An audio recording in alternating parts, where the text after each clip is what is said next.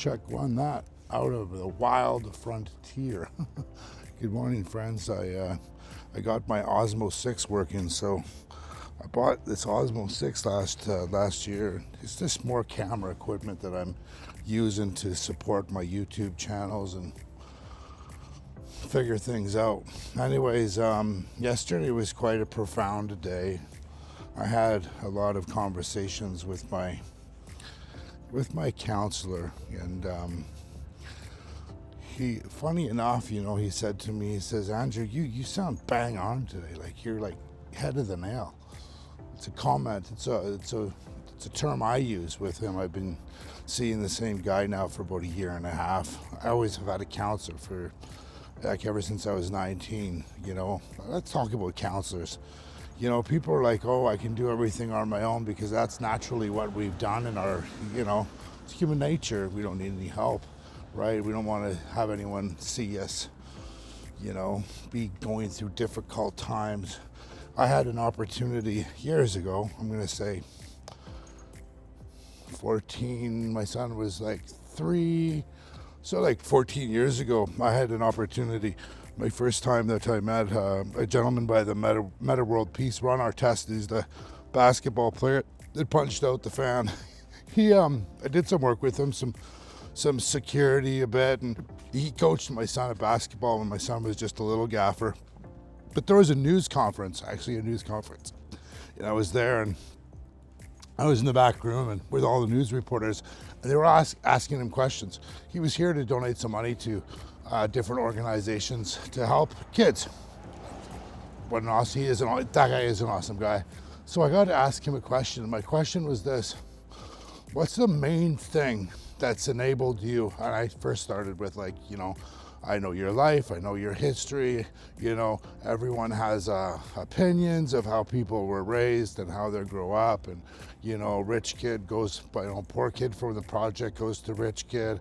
How did you make it? Like, what was the main thing in your life that helped you gravitate and stay up, even through your miscomings, even through your heartaches throughout the past, 20 years? And he said, he goes, hey, Drew, thanks for the question. Nobody asks that kind of question. But I'll actually tell everyone, because I'm a believer in not talking, not hiding things. We don't hide things. So it was counselors. It was like, he's talking about a counselor. And he said that he's had 3 counselors over his span from him playing sports. And it was the best thing for him. The first time he had his counselor, he talked about his best friend getting shot and died. I've had these questions too. Sorry about this sort of bouncing around. I think I can fix it like that. So let's dig in there. The only thing that's been consistent over the past 18 days is I've done a little bit of work during the day. I've done a little bit of work about my past things that I've had on my list that I haven't been doing. It's on my whiteboard in my office. I've been I've been doing a YouTube show every day, a YouTube expert in my life. And the biggest thing is I've been doing this ice tub. And, again, I got up this morning, I was all anxious, and it's like,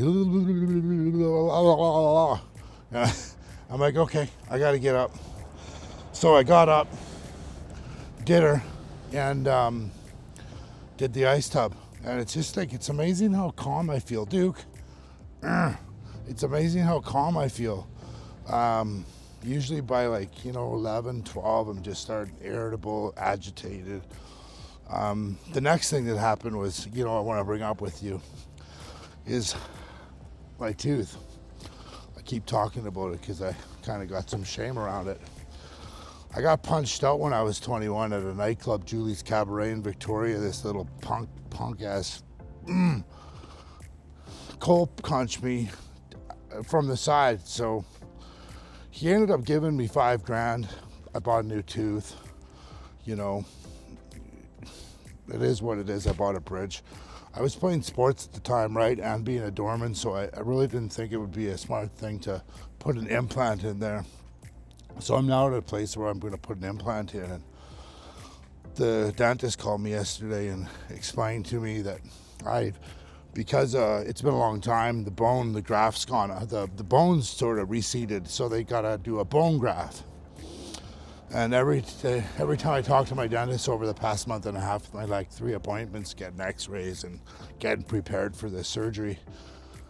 I told him last time, I said, I don't want to do this without getting knocked out. And he's like, oh, don't worry, you're a big guy, you'll be fine. I'm like, he doesn't understand, but I'll tell him when I can. So yesterday I had the opportunity to tell him, just on the down low to the side, I just said, listen, I know you, after he explained to me the process of grafting, there goes my foot, so much pain. Oh.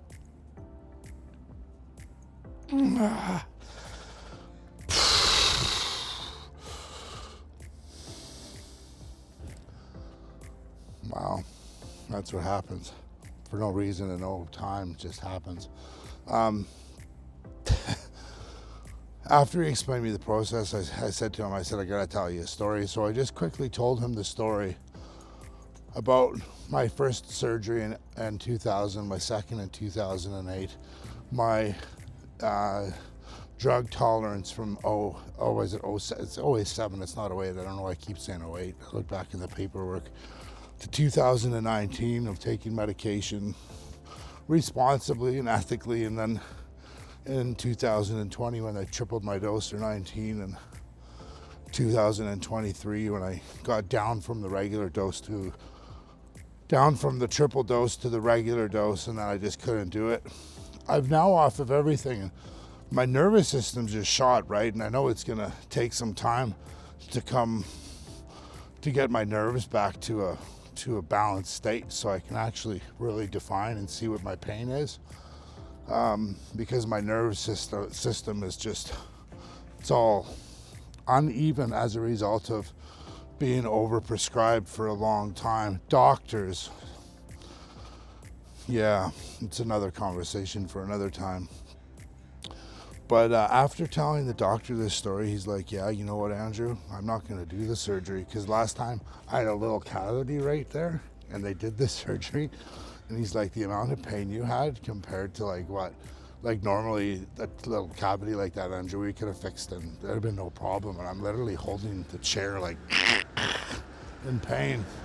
So that's the deal. I'm going to, he's going to refer me to a surgeon, a surgical dentist that will be able to knock me out. So in the next couple of weeks, I'll be able to get an implant. These drivers that are not from Canada, again, right? I just about learn how to drive. I don't care. I just tell them. I'm so sick of it. If you don't know how to drive, slow down. Please. Anyways, such is life. I just wanted to. I'm gonna throw this up here on the YouTube to see if this Osmo and this connection with the Osmo and this worked. Also, guys, listen. I'm going to on my other channel. I've been, walking downtown Vancouver, like the bad parts. You can just Google Hastings, Vancouver, homeless, drug addiction. I'm going to be walking live, doing a live thing on my other channel. I've got over 100 subscribers, so I'm able to do a live stream.